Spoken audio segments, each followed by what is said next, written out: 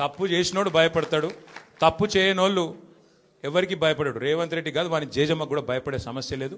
ముమ్మాటికి ఒకటి మాత్రం పక్కా, ఈ కేసు ఇంతటితో మేము వదిలిపెట్టాం.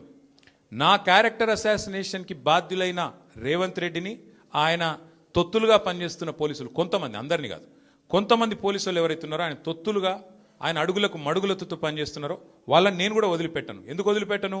ఎందుకంటే నా వ్యక్తిత్వం అననం చేస్తూ ఉన్నారు. లేని లింకులు అంటగట్టి, లేని రంకులు అంటగట్టి, నాకు ఇష్టం ఉన్నట్టు ఎవరెవరో యాక్టర్లకు లింకులు పెట్టి చిల్లర రాజకీయం ఏదైతే చేస్తున్నారో ఈ విషయంలో నేను మాత్రం వదిలిపెట్టను. మీరేదో ఇవాళ ముఖ్యమంత్రి హార్వర్డ్కి పోయిండు, ఆడ వచ్చిరాని ఇంగ్లీష్లో ఏం నేర్చుకుంటుండో ఏం వచ్చిండో కానీ ఆయన వచ్చే వరకు టైంపాస్ చేద్దాము అని చెప్పి మీరు డ్రామా చేస్తున్నారు, మాకు తెలుసు. ధారావాహికలాగా నడుపుతా ఉన్నారు, మాకేం ఇబ్బంది లేదు. మీరు ఎన్నిసార్లు పిలిచినా వస్తాం, ఎందుకంటే చట్టాన్ని గౌరవించే పౌరులం, తప్పకుండా వస్తాం. మేము తప్పు చేయలేదన్న మాటనే చెప్తాము.